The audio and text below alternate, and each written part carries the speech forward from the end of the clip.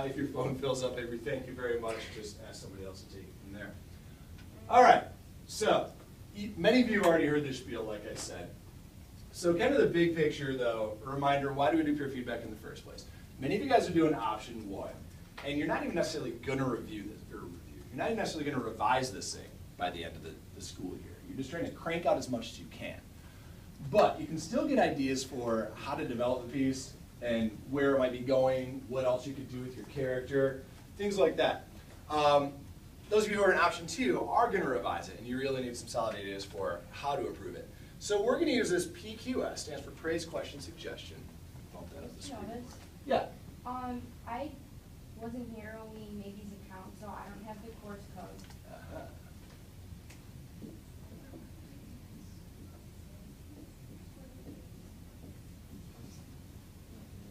RSHV.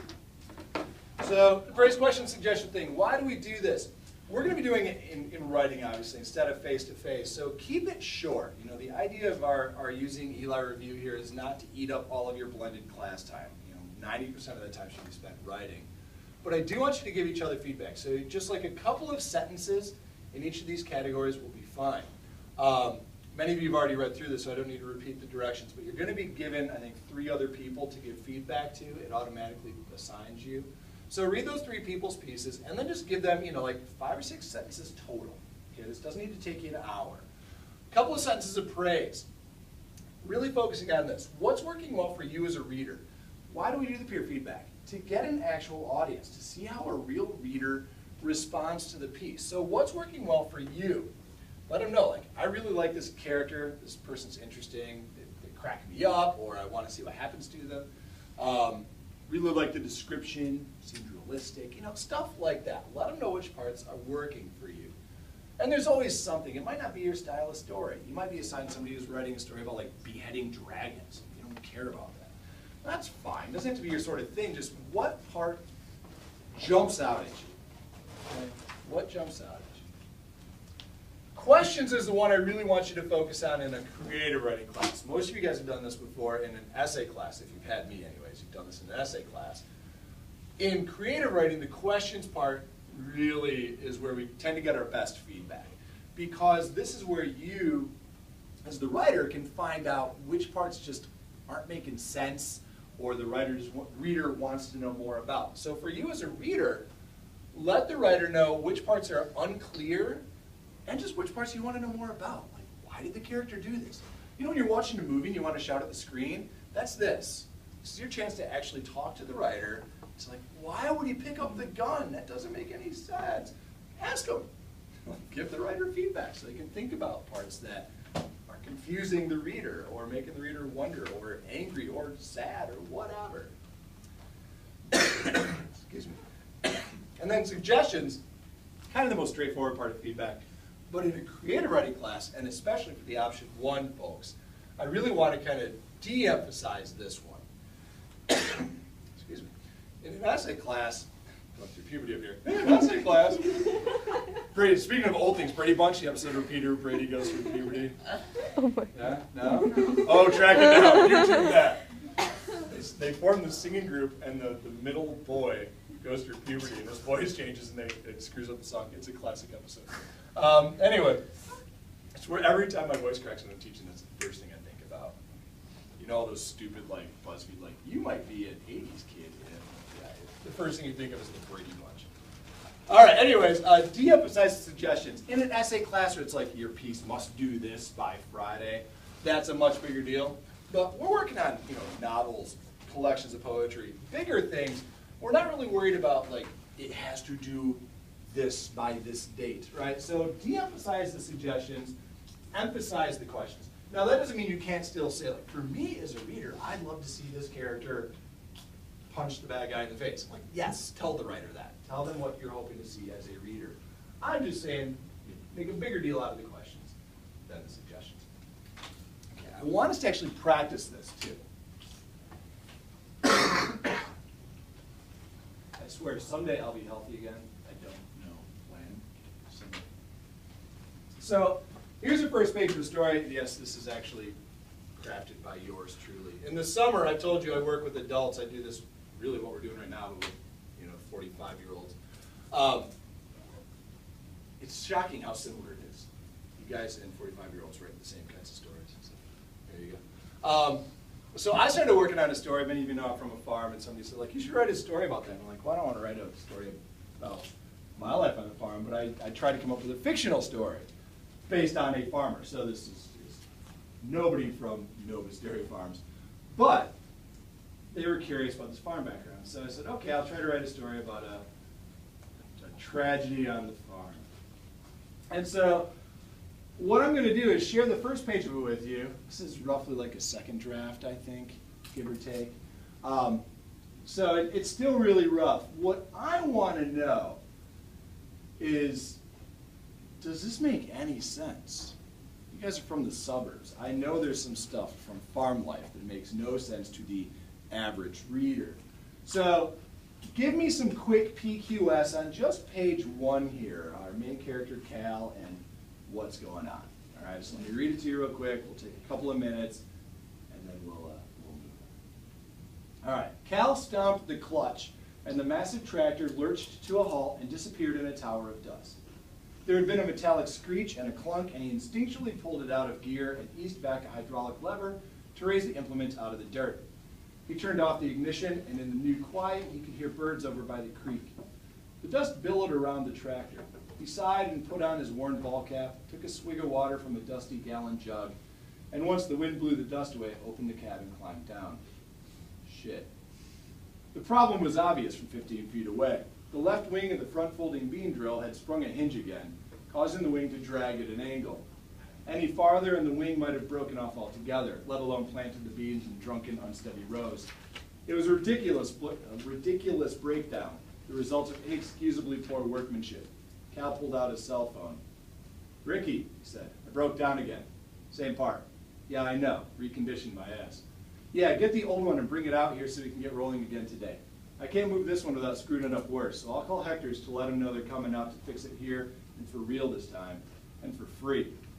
We'll need both tractors here. I'll stay and keep planting, so tell Dale to follow in a pickup so you're not stuck out here."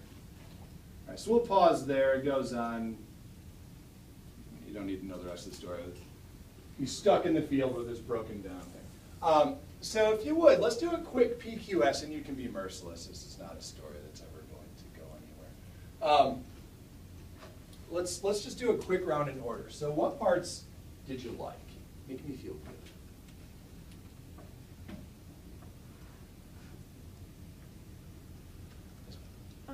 Like the whole, like how descriptive it is in the very beginning. Descriptive start. Well, we want to keep it short, just a couple of things. I just like his emotion where he can tell how he's feeling, even though I don't have really know what's going on. Like I can kind of get it by the way you react to it. I was very proud of the first thing he says is shit. That was on purpose. I'm like, hey, he's upset. What are you doing? You're upset. Say shit. Quick side note, there was a study, just no surprise, study came out saying that toddlers pick up all the curse words you say, so you're not supposed to say curse words. We're very proud because in our house, and this is totally my wife's fault, which is why I can tell this story, because for once I didn't do something wrong. Charlie picked up "damn it," but she mumbles when she curses, and so he thought she was saying "bam it," and so he's been running around for about 6 months, and whenever like he does something just like that you would normally curse afterwards, he just shouts "bam it." I lose it every single time. It's hilarious. Like his Legos fall over. "Bam it!" Yes. All right, question. It's so funny. And he decided that clankies is a curse word too. So every now and then he'll drop them in succession, like toilet fall over. "Bam it, clankies." Yep.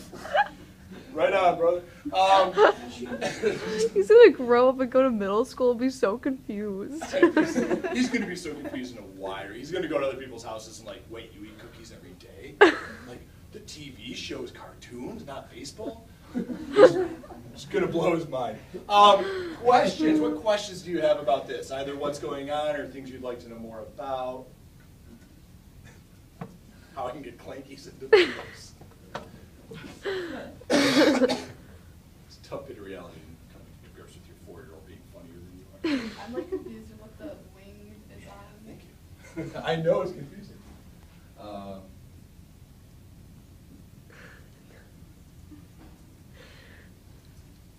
What else?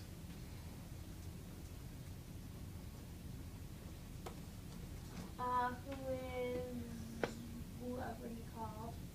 Whoever. Ricky. Ricky.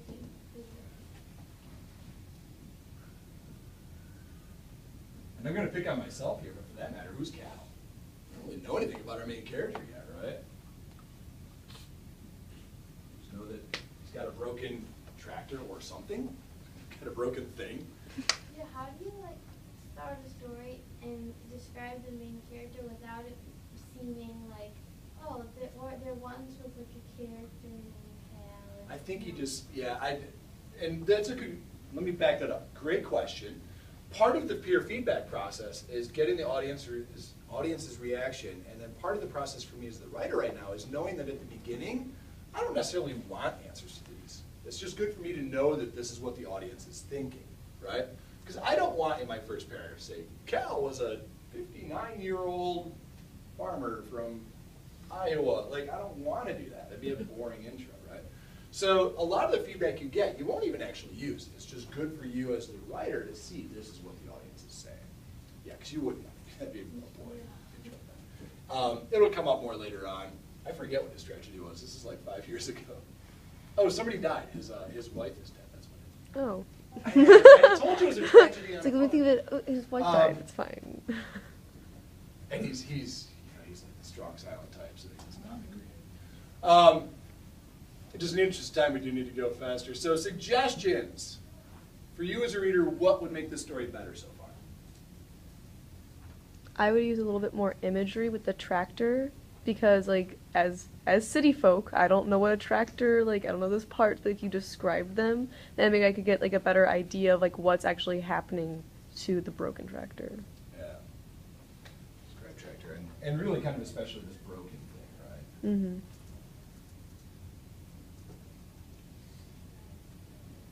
What does this look like? What's broken? Why is How this do a you know problem? it's broken by looking at it? How can you even tell it's broken? Yeah. Good question. Oh, this is fun. Now I kind of want to go back and make the story better. I was just digging through my files at 7:30 this morning trying to find one. I'd forgotten about the story in the first place. Maybe this summer when I'm working with a bunch of adults, I'll work on this one again. Thank you, guys. Very nice. Okay, so we would be doing all this for you guys working with each other. This would all be on Eli. So when you get in, we're not going to walk through the whole thing today, but just kind of follow the directions. It's fairly self-explanatory. You click through the links and such. And you'll get each other's text. Do just like we just did. Read it, kind of think about it. And then just, a couple of things per category. And I like how we kind of naturally broke down into what I was saying, a little bit of praise, a little more emphasis on the questions, and just a little bit of suggestion. We sort of naturally did that. So kind of good start. Nice job. Do the same thing with each other on Eli, and we'll be good to go. Now, again, just kind of take a step back. So what do you do with this? Well, not necessarily a lot. It's just a chance for you to see how's the story developing in the eyes of a reader. Okay, so especially if you're option one, where your goal is just to write a bunch of first draft stuff, you may not make any changes on it. It might just kind of help you, like in the back of your mind, remember, okay, well, if I got a lot of comments saying, like, maybe I should have some more description, maybe as I'm going along, I might want to put in some more descriptions, right? So that's kind of the end goal out of this, but mostly it's just a chance to see how the story is coming across to somebody who hasn't seen it yet, right? Does it make sense when you're not there to describe it? Because that's how writing works, right? When you buy a new book, you don't get the author with it. That'd be weird. I don't want Stephen King in my living room. All right. Any questions? Does that make sense? I think that's all we were going to do for the Eli business. Yes, ma'am. So you post it on like with this your submission thing, and then how do you write down? Where do you do the feedback? I'm not sure how yours looks. I get the teacher view here, right? So my view, you're going to get something that says like peer review number 1, and that's where you're going to post. See, Nick has been busy while we've been doing this. He's posting his. Yeah. Nice job. And it's going to tell you, take something short, 5 or fewer pages from your big awesome project, something you've been working on, and basically just copy and paste it over. And then, so there's really two things. That's peer review number one, and then feedback round one. I just kind of had to come up with silly names to make that fit. That's where, if you click on that, you'll see, it's anonymous, we don't even know who you are. It just puts you into groups, and you'll read each other's pieces, and when you click on it, it will give you a place at the bottom just to type in those 5 or 6 sentences. This is all, I think, I think I just copied and pasted directly just to remind you, 5 or fewer pages, phrase, question, suggestion. And I got it set so it should be anonymous. So you guys are just getting feedback. You're not worried about like, oh, it's that kid that I didn't get along with last year in history class, because we don't care about that nonsense. So it should just be anonymous, getting some feedback from some readers.